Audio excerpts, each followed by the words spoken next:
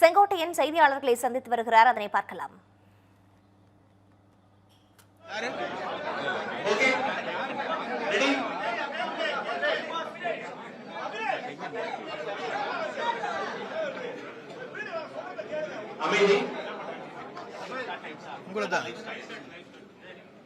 எங்கள் உயிர் மூச்சாக விளங்கும் தமிழக வெற்றி கழகத்தின் தலைவர் அவர்கள் ஒரு ஈர்ப்பு சக்தி, பல நல்ல உள்ளங்களை எப்போதும் ஈர்க்கக்கூடியவர். இளைஞர்கள், இளம் பெண்கள், தாய்மார்கள் என தளபதி பின்னால் ஒரு படையே இருக்கிறது. இந்த கொள்கை குடும்பத்தில் ஒரு முக்கியமான மாமனிதர் சேர்ந்துள்ளார். அரசியலில் அரை நூற்றாண்டு காலம் அனுபவம் கொண்ட அண்ணன் செங்கோட்டையன் தான் அது. கட்சிக்கு விசுவாசம், தலைமைக்கு மரியாதை, தொண்டர்களுக்கு அரவணைப்பு, இதுதான் அவரது அரசியல் இலக்கணம். அண்ணன் திரு செங்கோட்டையன் அவர்களை தமிழக வெற்றி கழகத்திற்கு வருக வருக என இருகரம் கூப்பி வரவேற்கிறேன். நன்றி.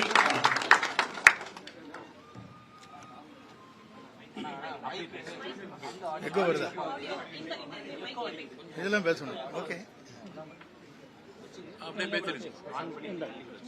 ஆன் பண்ணி அப்படியே அங்கிருந்து பேசுங்க. அப்படியே ஆன் பண்ணி வச்சுக்கணும். அதுல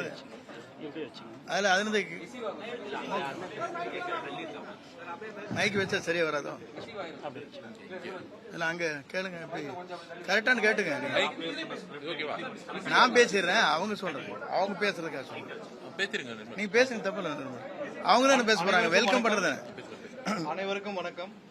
இன்று அதிமுகவிலிருந்து அண்ணன் செங்கோட்டையன் அவர்கள், அவருடைய அரசியல் வரலாறு எல்லாருக்கும் தெரியும். கிட்டத்தட்ட 3 தலைமுறையை கடந்த ஒரு வரலாறு. இன்று தமிழக மக்கள் அனைவரும் முடிவெடுத்து விட்டார்கள். அடுத்த 2026 எங்களுடைய தலைவர் அண்ணன் விஜய் அவர்கள் தான் முதல்வராக வரப்போறார்கள். அது அனைவருக்கும் இன்று வெட்ட வெளிச்சமாக தெரிந்து வருகிறது. தமிழகத்தின் எதிர்காலம் எங்களுடைய தலைவர் அண்ணன் விஜய் அவர்களின் கரங்களை வலுப்படுத்த எங்களுடன் இணைந்த அண்ணன் செங்கோட்டையன் அவர்கள் அனைவரும் சார்பாக வருக என்று வரவேற்கிறோம். அவருக்கு என்னுடைய வாழ்த்துக்களையும் தெரிவித்துக் கொள்கிறோம். நன்றி, வணக்கம்.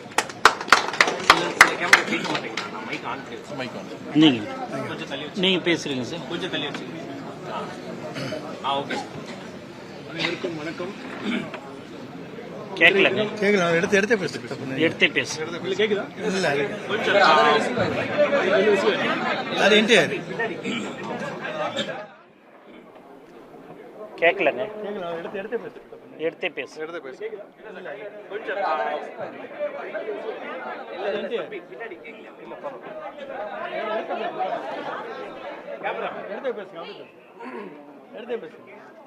சார் மைக்ல பேசுங்க.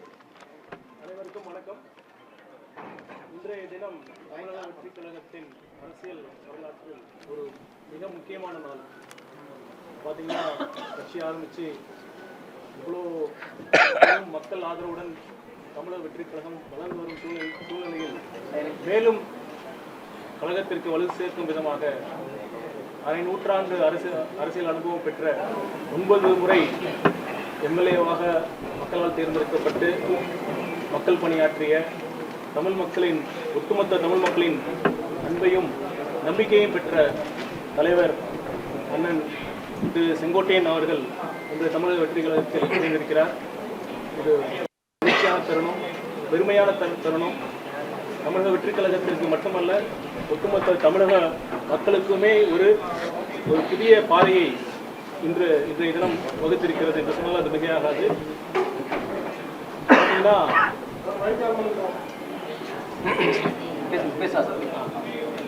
அண்ணன் நினைவு போகும் இந்த செய்தி வந்தவுடன் எத்தனை கட்சிகள் பதறின என்று உங்களுக்கு தெரியும்.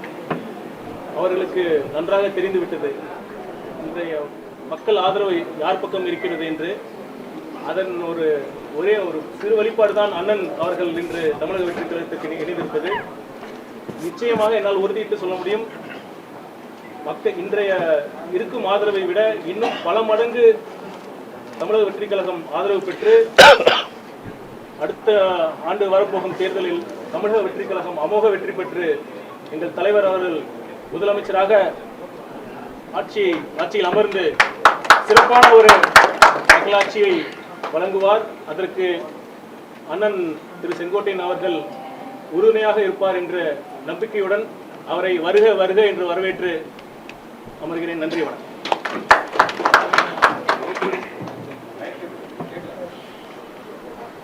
எல்லோருக்கும் வணக்கம்.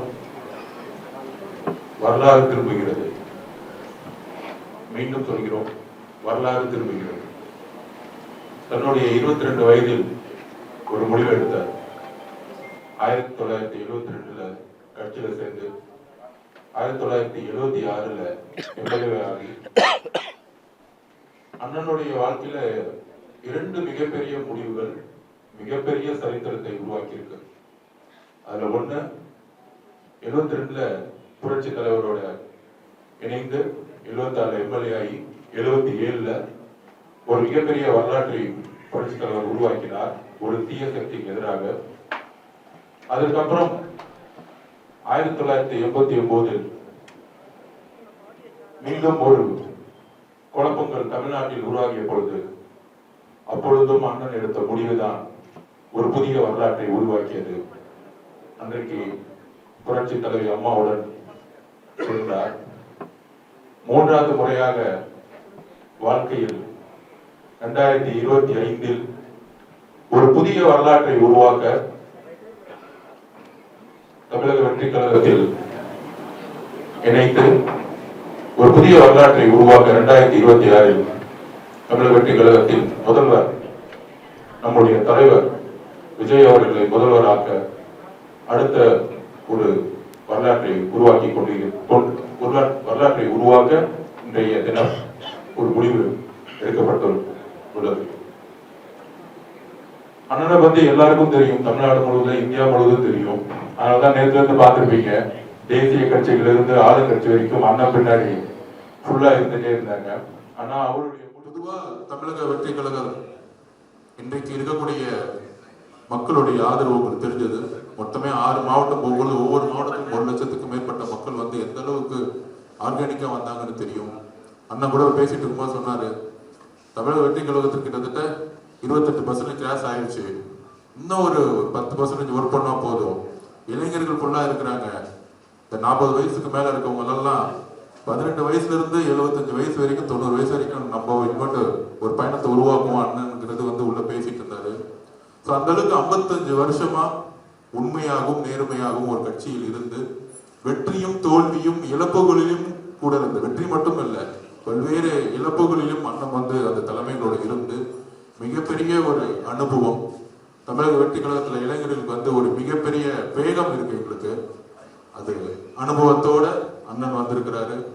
எங்க பொதுச் செயலாளர் ஆனந்தன் இருக்கிறாரு. அந்த மாதிரி இந்த வேகத்தோட இந்த அனுபவம் இணையும் பொழுது 26 ஒரு பெரிய வரலாற்றை உருவாக்குவோம். அதற்கான அண்ணனுடைய அனைத்து ஆலோசனைகளும் அவருடைய வேலைகளும் இணைந்து நாங்கெல்லாம் சேர்ந்து இணைந்து ஒரு விஷயத்தை உருவாக்க நாங்கள் இங்க பதிவு பண்றோம். அண்ணனை எல்லோரும் தமிழக வெற்றி கழகத்தில் இருக்க 1.5 கோடி தொண்டர்களும் இன்றைக்கு மிக மிக ஒரு ஆர்வத்துடன் வரவேற்கிறோம். அண்ணன் அவர்களே வருக, ஒரு புதிய வரலாற்றை உருவாக்குவோம். நன்றி. நன்றி.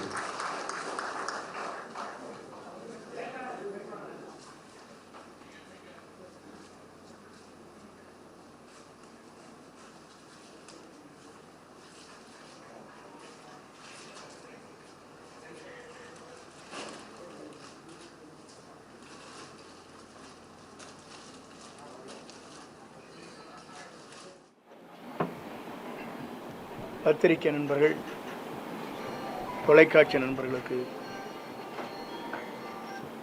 என்னுடைய இதயபூர்வமான வாழ்த்துக்களை நான் முதலில் தெரிவித்துக் கொள்கிறேன். 2 நாட்களாக நீங்கள் படும் பாடுகள்,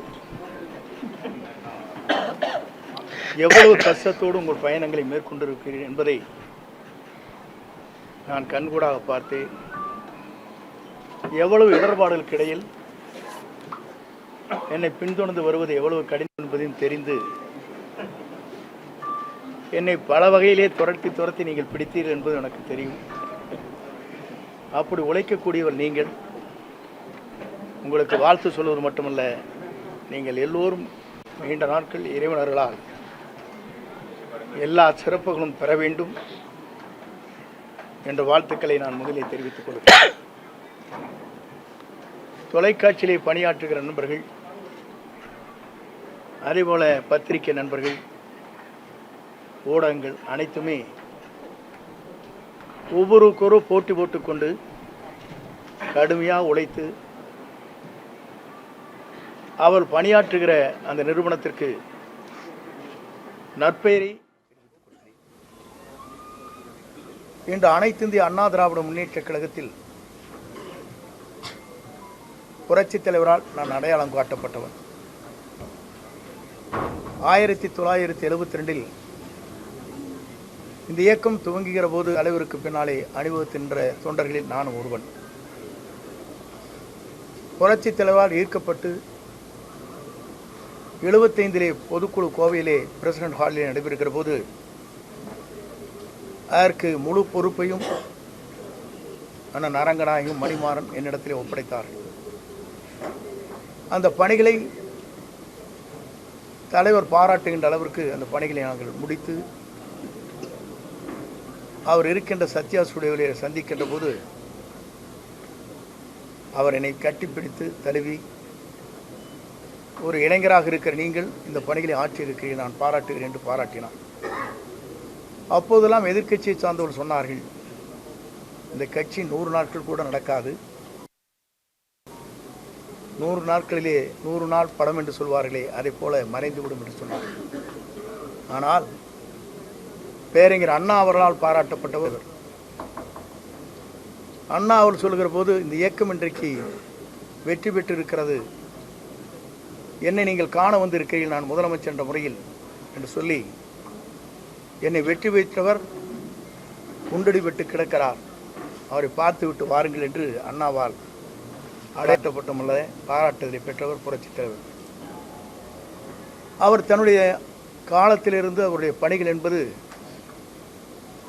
3 முறை தமிழ்நாட்டில் முதலமைச்சராக அருகிலே அமர்ந்தார்.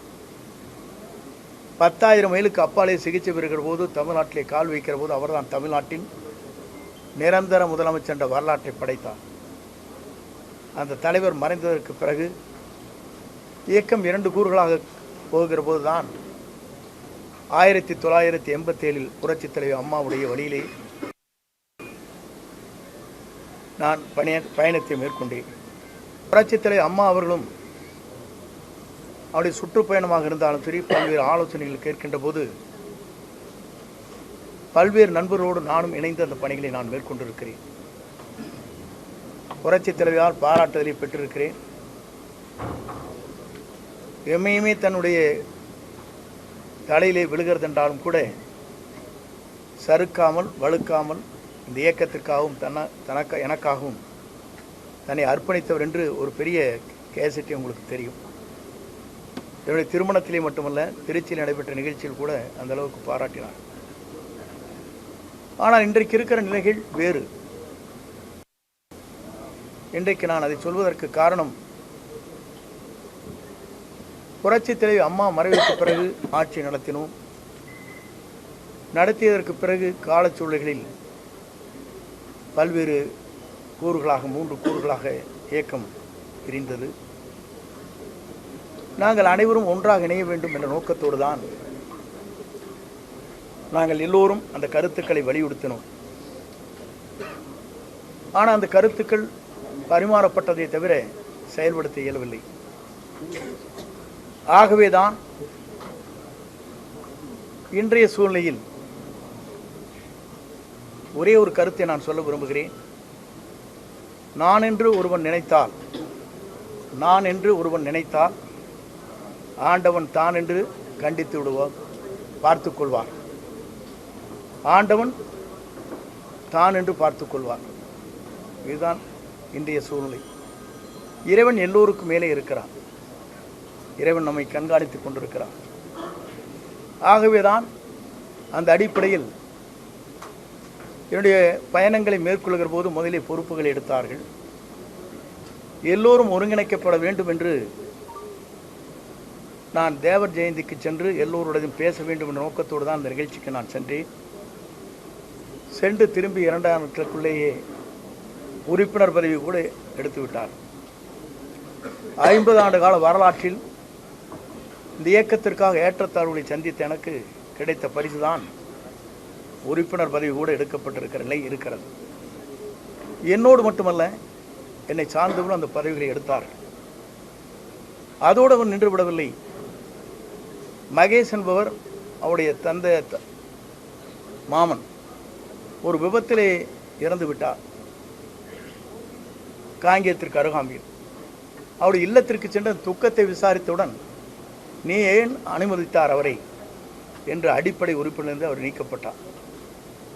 துக்கத்துக்கு செல்வதே, வேதனைக்கு சென்று விசாரிப்பதே தவறென்று அந்த இளைஞரை ஒரு பொறுப்பிலே இருக்கின்றவரை அடிப்படை உறுப்பிலிருந்து நீக்கப்பட்டது என்பது இதுவரையிலும் தமிழகத்தின் வரலாற்றில் நடைபெறாத ஒன்று என்பதை நான் அந்த நேரத்தில் சுட்டிக்காட்ட விரும்புகிறேன். அதற்கு பிறகு என்னுடைய முடிவை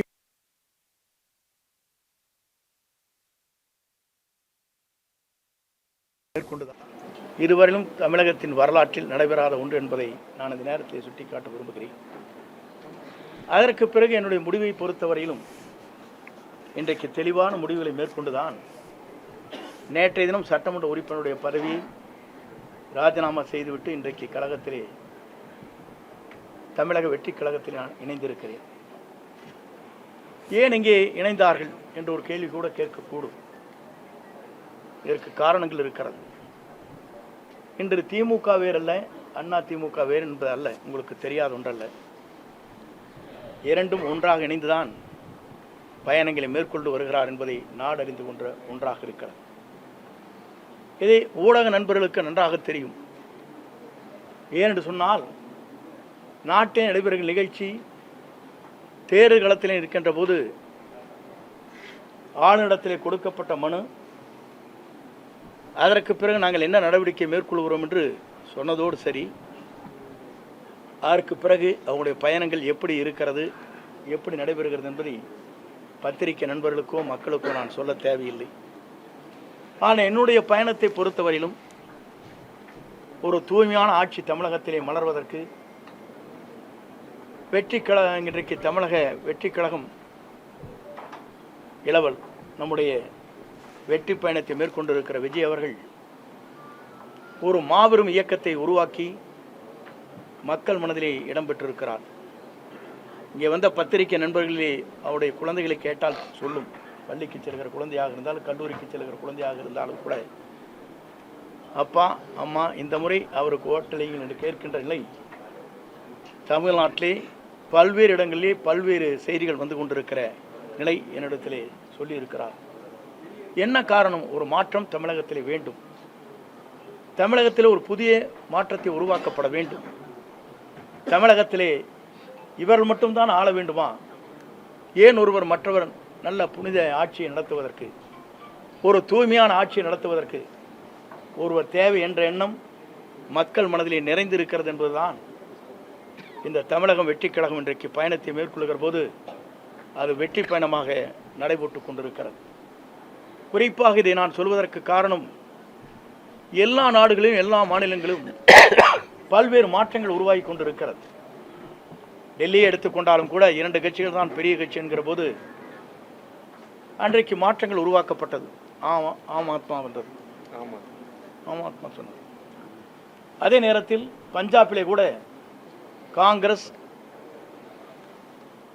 2 கட்சிகள் போட்டி போட்டுக் கொண்டிருக்கிற போது இடையிலே மற்றொரு கட்சி அங்கே வருகின்ற வாய்ப்பு அங்கே உருவாக்கப்பட்டது.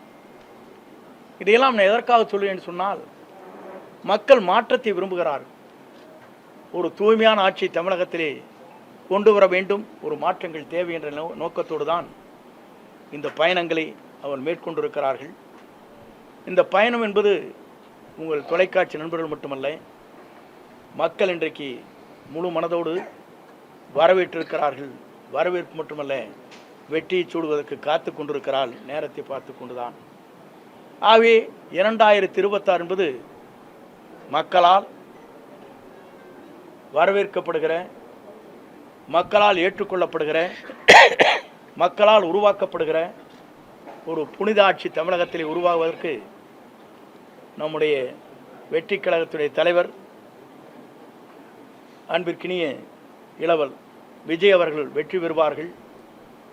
2026 மக்களால் மாபெரும் புரட்சி உருவாகி வெற்றி என்ற இலக்கை அவர் எட்டுவார் என்பதை மட்டும் நான் இந்த நேரத்திலே உங்களுக்கு பணிவன்போடு தெரிவித்து, வருகின்றிருக்கிற தொலைக்காட்சி நண்பர்கள், ஊடக நண்பர்களுக்கு என் வாழ்த்துக்களையும் நன்றியும் பாராட்டுதலையும் தெரிவித்துக் கொள்கிறேன். நன்றி, வணக்கம்.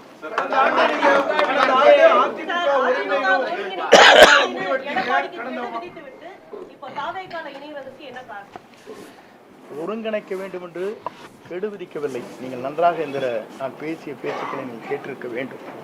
இதனை கேட்காதே நீங்களாக போட்டுவிட்டு ஹெட்லைன் போட்டுவிட்டு 5 நாட்கள் தான் அவகாசம் கொடுத்திருக்கிறார் என்று சொன்னீர்கள். அதில் முழுமையாக நீங்கள் பார்க்க வேண்டும். அப்போது தொலைக்காட்சி நண்பர் கேட்டார், 5 நாட்களுக்குள்ளே முடிக்க வேண்டுமா என்று கேட்டார். இல்லை, பேச்சுவார்த்தை துவங்க வேண்டும். 1 மாதமோ 1.5 மாத காலமோ எடுத்துக்கொள்ளுங்கள். அதில் யாரை சேர்த்தலாம், சேர்த்த வேண்டும் என்பது பொதுச் செயலாளர் முடிவு செய்யட்டும் என்று தெளிவாக சொல்லியிருக்கேன். நான் நீங்கள் பார்த்துருப்பேன்னு நினைக்கிறேன். ஆனால் கெடு என்று போட வைத்ததே அவர்தான். முதலில் தெரிந்து கொள்ள வேண்டும். என்னை வெளியேற்ற வேண்டும் நோக்கத்தோடு தான் அதை சரியான மொழி காயை நகர்த்தி விட்டார். இதுதான் உண்மை. தொலைக்காட்சியில் நான் பேசியது நீங்கள் இன்றைக்கு வேண்டுமானால் போட்டு தெரிந்து கொள்ளலாம்.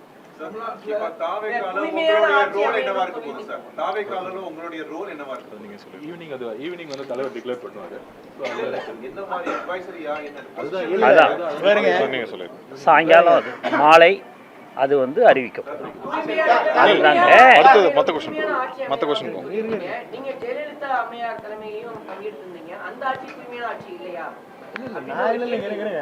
அம்மா இருக்கும் வரை, தலைவர் இருக்கும் வரை தூய்மையான ஆட்சி நடைபெற்றது என்று சொல்ல நான் இல்லை என்று சொல்லவே இல்லையே. நீங்க அவங்களே அடுத்த சப்ஜெக்ட் போறீங்க. புனிதமான ஆட்சி அவங்க 2 பேரும் நடத்தினாலும் சொல்லியிருக்கேன். இல்ல நான் சொல்றது இருங்க, நான் சொல்றது இருங்க, நான் சொல்றேன் கேட்டுக்கணும். நீங்க தயவு செஞ்சு ஒவ்வொருத்தரை கேளுங்க, தனித்தனி கேளுங்க. நான் டைம் கொடுக்குறேன், ஒன்றும் பிரச்சனை இல்லை. அம்மா தலைவருடைய ஆட்சி இதுதான் நாங்கள் வந்தோம். அவங்க ஆட்சிக்கு பிறகுதான் நாங்கள் ஆட்சியிலே வந்தோங்கிறது உங்களுக்கு தெரியாதுல்ல. அவர் அப்படி ஆட்சி நடத்தினால 5 முறை அவங்க ஜெயிச்சாங்க, தலைவர் 3 முறை ஜெயிச்சாங்க. அது புனித ஆட்சியிலேயும் நீங்கள் என்னகிட்ட கேள்வி கேட்டு மடக்கூடாது. நான் புனித ஆட்சி இல்லைன்னு சொன்னேன்னா, நீங்களாக ஒரு கேள்வி கேட்டு அதை பதிலாக பெற்று அதற்கு பிறகு பத்திரிகைகளை திரித்து போட்டி அது என்னையெல்லாம் டேமேஜ் பண்ணணும் நினைக்கிறேன்.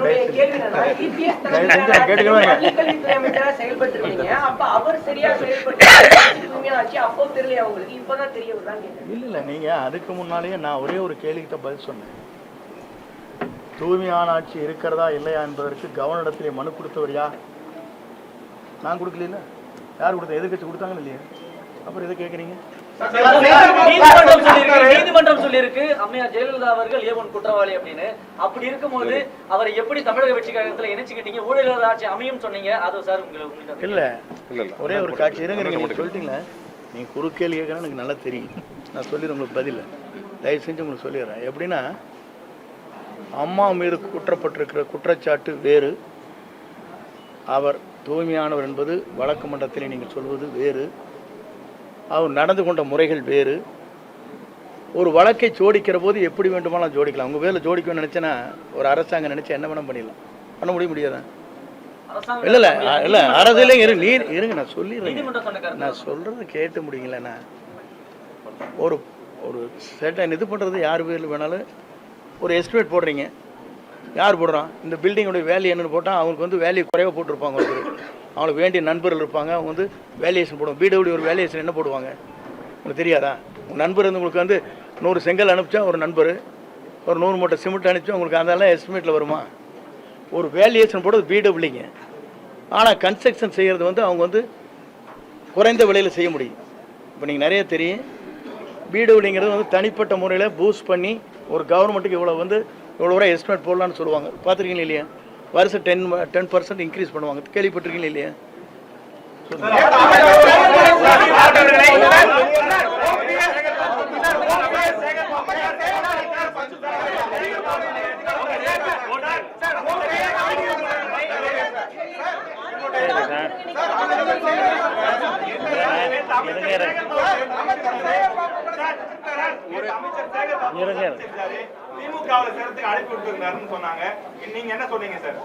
திராவிட முன்னேற்ற கழகத்தோ தேசிய கட்சிகளோ மாற்றுக் கட்சியில் என்னை யாரும் சந்திக்கவில்லை, சந்தித்து பேசவில்லை.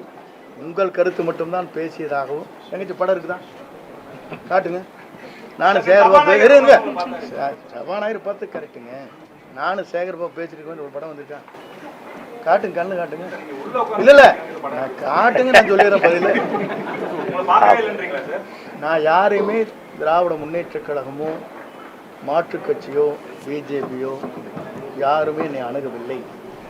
அணுகதியாக இருந்தால் இல்லை இருங்க, சும்மா நீங்கள் ஏதோ சொல்லிட்டு இருக்கக்கூடாது. நீங்கள் பாட்டுக்கு ஒரு கற்பனை உலகத்திலிருந்து பேசக்கூடாது. ஆகாயத்தில் வந்து இருங்க நான் கேளுங்க, தயவு செஞ்சு இருங்க கேளுங்க. பார்த்த மாதிரி ஒரு படம் காட்டினு நான் பதில் சொல்கிறேன்.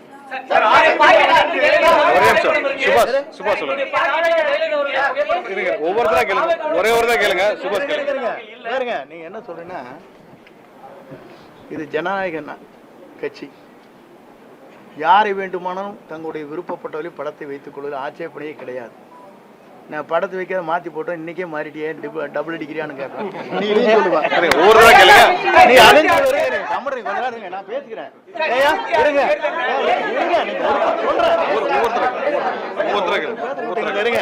நீங்க என்ன சொல்லுவீங்க?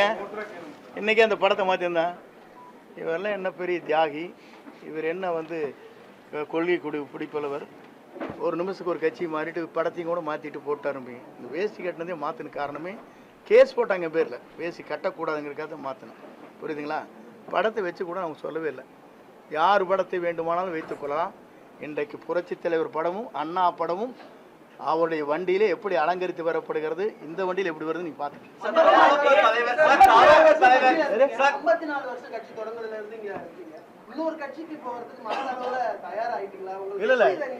இல்ல நான் சொல்றது கேளுங்க. ஒரு இயக்கத்திலே நான் பணியாற்றுவது, முழுமையாக அந்த இயக்கத்தில் இருக்கும் வரை அடிக்கடி நல்லா ஜம்ப் பண்ணல பண்ணிருக்கேன்னா, தினவர் கட்சிக்கு போயிருக்கேன்னா நான் கோரேன். இன்னைக்கு வந்ததுக்கு காரணமே ஒரு புதியமான ஒரு மாற்றத்தை உருவாக்குவதற்கு ஒரு பயணத்தை மேற்கொண்டிருக்கிறார்கள். மக்கள் வரவேற்பு, மாபெரும் வரவேற்பு. நீங்கள் பார்க்குறீங்க, உங்கள் டிவிக்காரில் என்ன சொல்கிறாங்க சேனலில், எங்களுக்கு என்ன வந்துருக்கு சொல்கிறாங்க, 1 கோடி பேர் பார்க்குறாங்க எங்கள் சேனலை. நாங்கள் அதனால தான் 10 சேனல் போட்டு இறங்குற இடத்துலையும் எடுக்கிறோம், நிற்கிற இடத்துலையும் எடுக்கிறோம், அங்கேயும் எடுக்கிறோம். நீங்கள் தானே சொல்கிறீங்க. எனக்கு சொன்ன ஒரு ஓனர் சொல்லியிருக்காரு, 4 ஓனர் கேட்டுக்கிறீங்களா இல்லையா? நாங்கள் அதுக்கு தான் முடிக்க உங்களை படம் எடுத்துகிட்டு இருக்காரு அவரை அப்படிங்கிறாங்க. 10 சேனல் போடுறாங்கிறாங்க. யாராச்சும் போடுறாங்களா? இறங்குற இடத்துல எடுக்கிறீங்க, ஹெலிகாப்டர்ல எடுக்கிறீங்க, ஓடுற கூட எடுக்கிறீங்க, அங்கேயே நிற்கிற போது எடுக்கிறீங்க, சுற்றி எதுக்காக எடுக்கிறீங்க? அப்போ வந்து மக்கள் வந்து வரவேற்கிறாங்க நோக்கம் தானே அது. இல்ல வெளிப்படைத்தன்மை இல்ல, வேற இருங்க. வெளிப்படைத்தன்மை இல்லைன்னு சொன்னா டெல்லி எடுத்துக்க வேண்டியதானே? டெல்லியில் வெளிப்படைத்தன்மையோட தானே வந்தது காருக்குள்ள, அதெல்லாம் எடுத்து காட்ட வேண்டியதானே?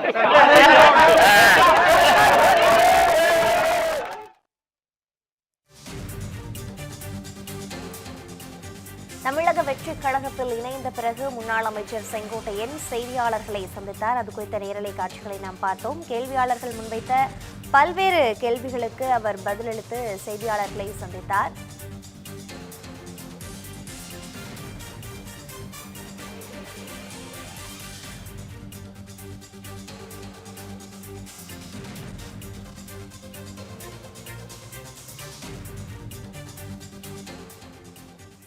சென்னையோட next biggest real estate booming லொகேஷனான சென்னை பெங்களூர் ஹைவேல ஒரு பிளாட் வாங்கணும்னு பிளான் பண்றீங்களா? பூந்தமல்லியில 6000 per square feet, ஸ்ரீபெரும்புத்தூர்ல 4000 per square feetனு மார்க்கெட் பிரைஸ் இருக்கும்போது நம்ம ஜி ஸ்கொயர்ல மட்டும்தான் half the price of Sriperumbudur and 1/3 the price of பூந்தமல்லியிலேயே உங்களுக்கு வில்லா பிளாட்ஸ் கிடைக்கும். Yes, launching G Square at Attandalam near Savitha Medical College. Early bird price of villa plots வெறும் 1790 per square feet, அதுவும் for first 15 bookings only. For bookings call 8939750009.